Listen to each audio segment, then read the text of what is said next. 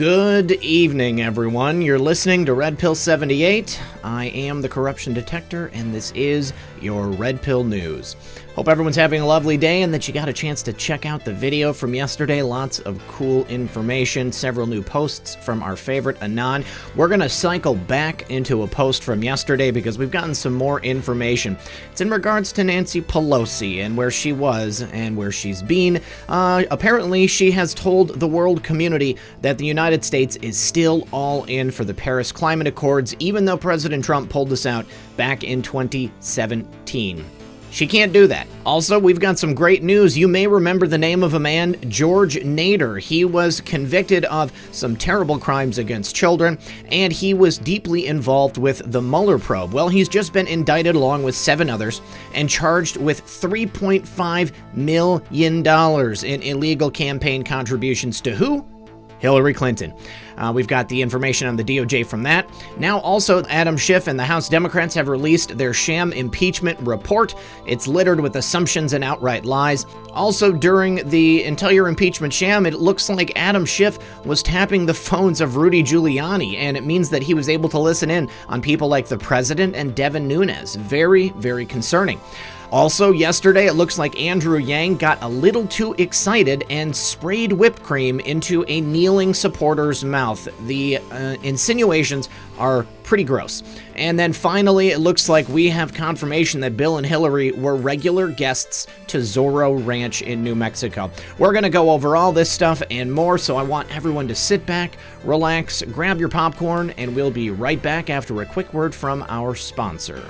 The new Patriot Brother X2020 flashlight model is here, and with all the common threats nowadays to our freedom, especially with riots occurring across the globe, California threatening to shut down the power grid from electricity overload, and illegal immigrants flooding into our country, the future of America is not promised and neither is your safety. One of the best things you can invest in for your home protection is a Patriot Brother flashlight, and why not purchase one of the best flashlights on the market? The Patriot Brother X2020 flashlight. The holidays are quickly approaching, and that is why Patriot Flashlight wants to extend a special 20% Patriot discount to all customers throughout the month of December. Patriot Flashlight is the perfect gift for you and your loved ones this holiday season. Supply is limited, and this is the very last chance to get 20% off the new 2020 model before they sell out. Take advantage now and give you and your family the gift of night protection.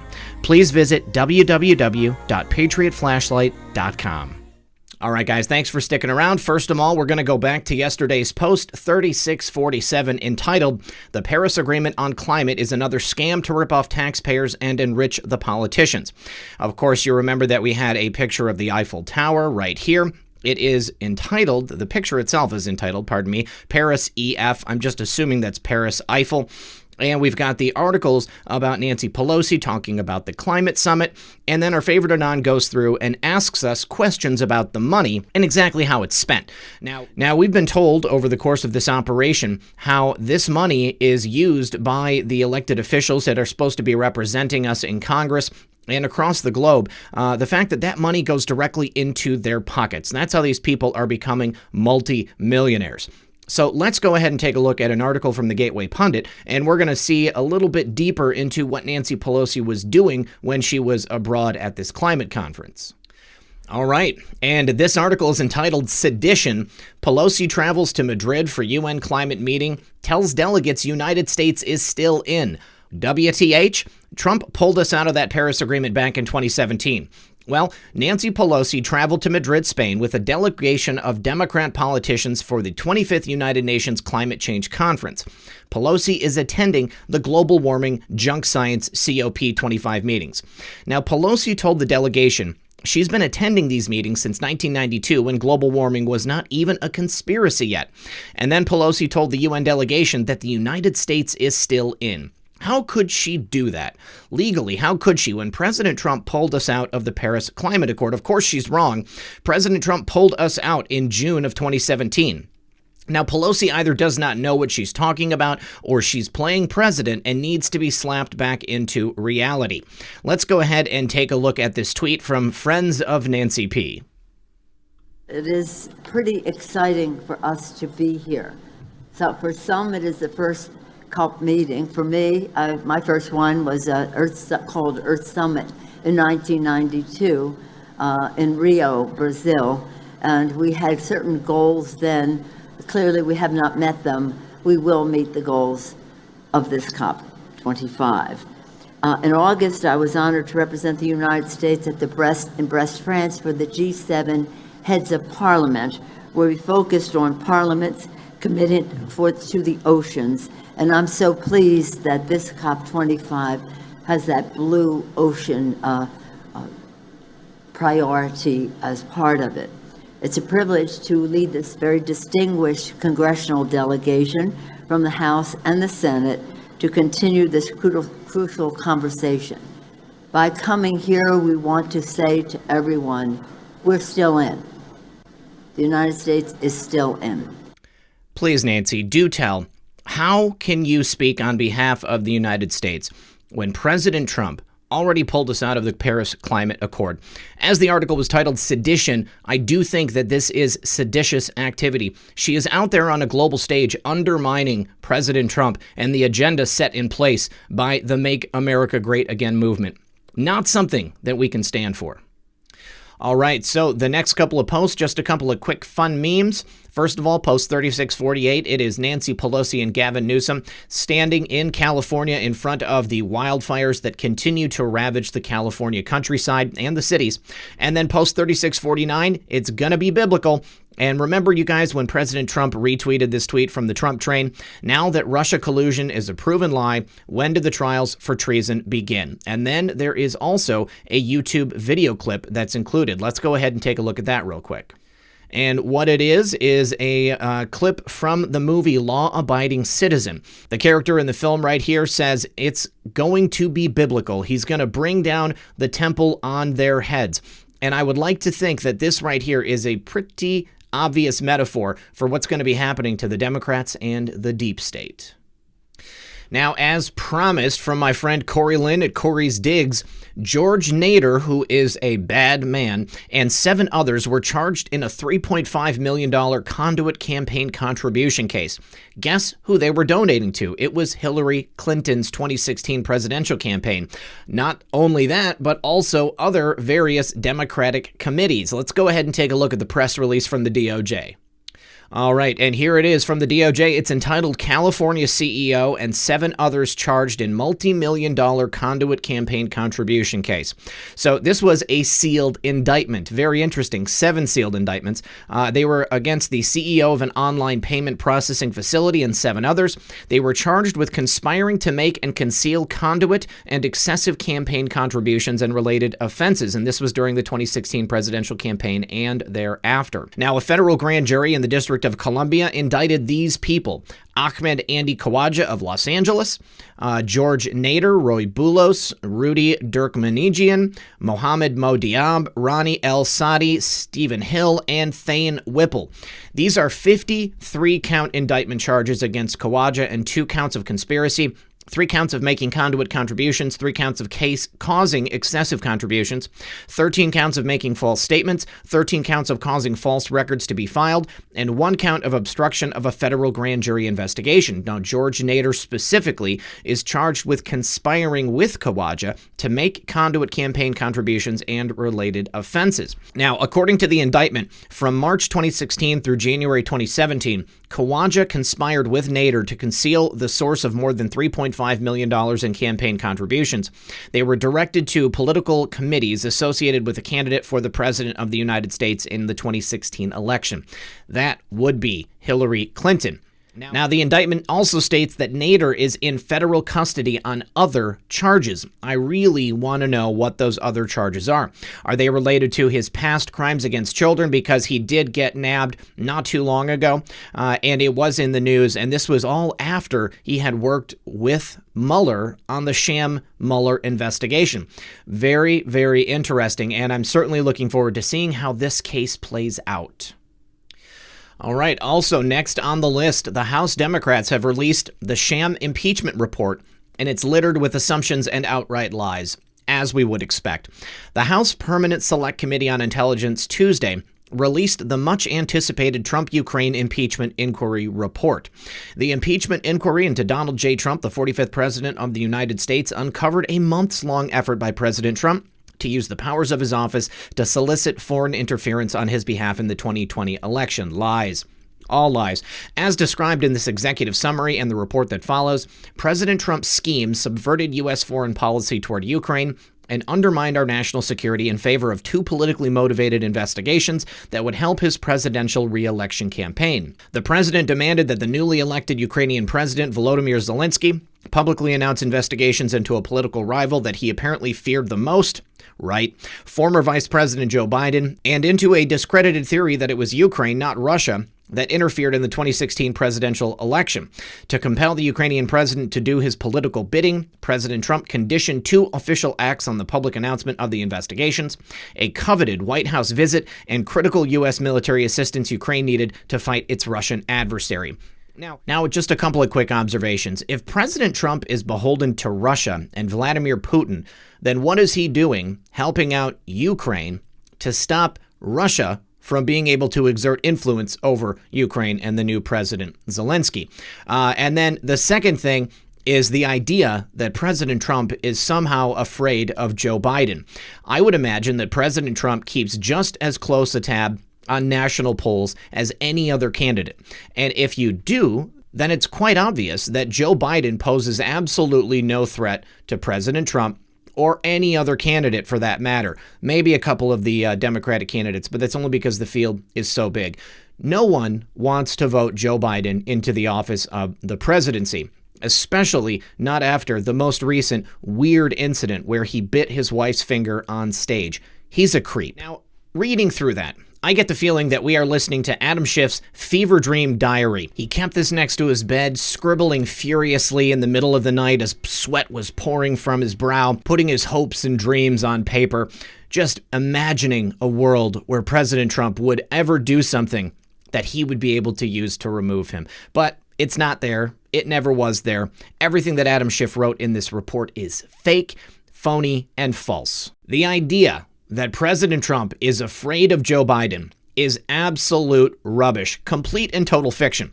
Now, it continues, in response, President Trump engaged in an unprecedented campaign of obstruction of this impeachment inquiry, nevertheless due in large measures to patriotic and courageous public servants who provided the committees with direct evidence of the president's actions. Lies. The committees uncovered significant misconduct on the part of the President of the United States. No, they didn't. As required under House Resolution 660, the Intelligence Committee, in consultation with the Committees on Oversight and Reform and Foreign Affairs, has prepared this report to detail the evidence uncovered to date, which will now be transmitted to the Judiciary Committee for its consideration. Now, the executive summary breaks down into several subheads what the report deems the president's misconduct. The president conditioned a White House meeting and military aid to Ukraine on a public announcement of investigations beneficial to his re-election campaign. The whole thing is right here, and you can read it if you like. Now, a second headline titled, "The President's Obstruction of the House of Representatives Impeachment Inquiry." The president obstructed the impeachment inquiry by instructing witnesses and agencies to ignore subpoenas for documents and testimony, is broken down into these sections. Okay, so once again, this whole report is here. You guys can read it if you want, but it is absolute total fiction. There's not a single shred of evidence available to you in this document. And the fact that Adam Schiff is saying that second and third hand witness testimony is proof that the president did something improper, it just does not hold up. Now, I can't imagine that it's going to go much farther than this in terms of evidence that is dug up, because the evidence doesn't exist. And witnesses have already testified that President Trump did not tie these two things together. This is an inference made by several people who are never Trumpers, who did not want the president to be in power and who want to remove him from power. This right here is evidence of treason and sedition. These people are lying, and they will do anything they can to try to remove President Trump from office. Well, take it to the Senate and bring it on. Now, continuing on with Adam Schiff's impeachment farce, apparently the House Democrats were able to obtain Rudy Giuliani's phone records in an outlandish abuse of President Trump's constitutional rights. How could something like this happen? The House Permanent Select Committee on Intelligence Tuesday released that much-anticipated report. And the Democrats are accusing President Trump of a whole host of phony charges. Schiff also obtained his own committee's ranking member, GOP Devin Nunes, and Nunes' aide Derek Harvey's phone records as part of this impeachment inquiry. It's deeply concerning that at a time when the President of the United States was using the power of his office to dig up dirt on a political rival, that there may be evidence that there were members of Congress complicit in that activity, Schiff said. Let's watch this little clip. Last question, Mr. Chairman. Your report mentions cites call records involving ranking member Nunes. Did you speak to him or inquire about those with his office? And do you believe he should recuse himself later today on this vote? Also, do you or your staff plan to present this report to the Judiciary Committee in person? The rules adopted by the Judiciary Committee provide that our staff counsel will present the report to the committee, so that's what we expect will take place. In terms of the ranking member, it won't surprise you, I'm going to reserve comment.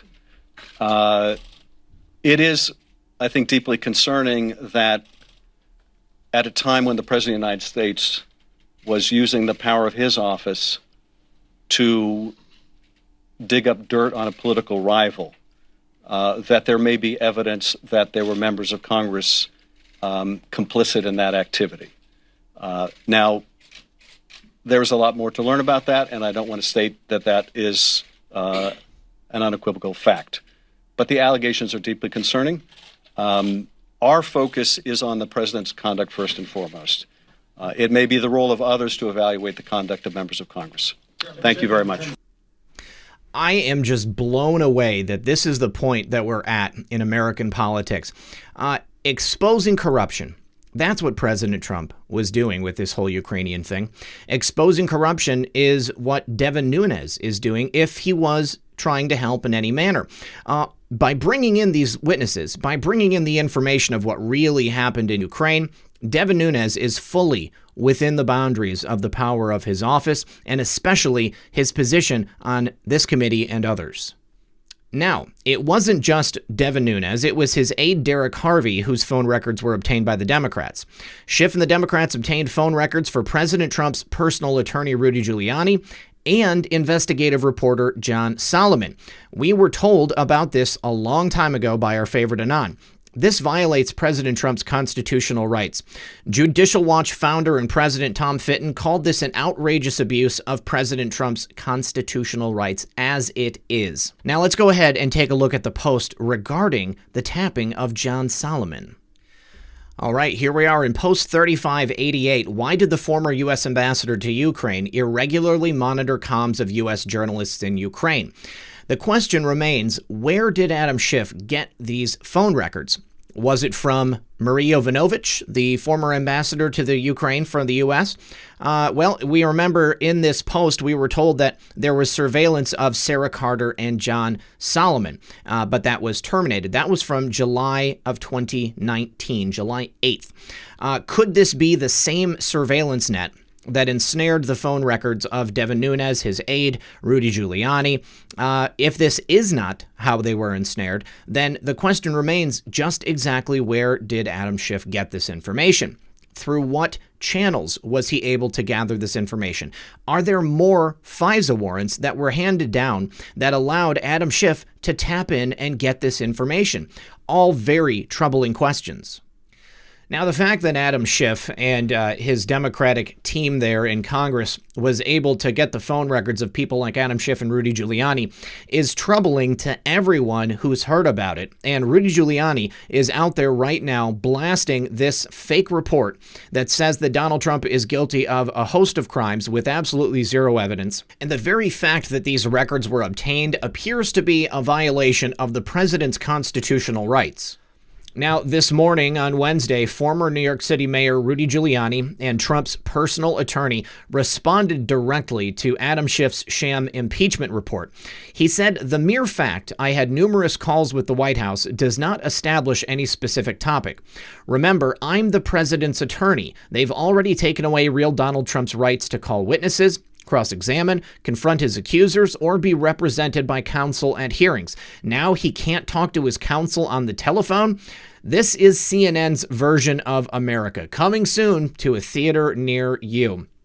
As I stated previously, very troubling that Adam Schiff got the phone records of people involved in the Ukraine investigation and violated the rights of the President of the United States. But again, this is not just CNN's America. This is the Democrats' America. Today's world, there is no such thing as privacy. There is no such thing as constitutional rights. It's whatever is necessary for them to bend the rules, to meet their needs, and to do whatever they possibly can to try to remove President Trump from office. I really do hope that something is going to be done about this, because this is just a flagrant abuse of the president's rights, and I would say the rights of Devin Nunes and Rudy Giuliani. All right, the Democratic field for candidates has turned into a cringe fest. 2020 Dem candidate Andrew Yang sprayed whipped cream into a kneeling supporter's mouth yesterday. Now, here's a close-up of what transpired. This is Andrew Yang, Democratic candidate for president. This is a supporter, perhaps maybe somebody helping out in the campaign. He's kneeling before Andrew Yang, and Andrew Yang is spraying whipped cream into his mouth. Andrew Yang has an indescribable look on his face. Here is his campaign staffer. He quickly intervened to come over and tell Andrew that it was time to stop, but the damage has already been done. Yesterday, Andrew Yang secured his legacy. Let's continue. Well, this was weird. 2020 Democratic candidate Andrew Yang sprayed whipped cream into a kneeling supporter's mouth on Tuesday. To celebrate the opening of his Manchester office, Andrew Yang, who's best known for his promise of $1,000 a month in universal basic income, which is socialism, sprayed whipped cream into a dude's mouth. Yang's campaign staffer tried to intervene and stop the presidential candidate as another supporter got on his knees asking for whipped cream, the thing voters do for promises of $1,000 a month. Let's go ahead and take a look at the clip, and I warn you in advance, it is a little disturbing. Oh, we're doing this. It's just a joke. That's a joke, that's right. That's a full-service presidential candidate. Yeah. Yeah. Hell yeah. Yeah, look at this. We inaugurated the office in style. No office opening is complete. Who's next? Get in here.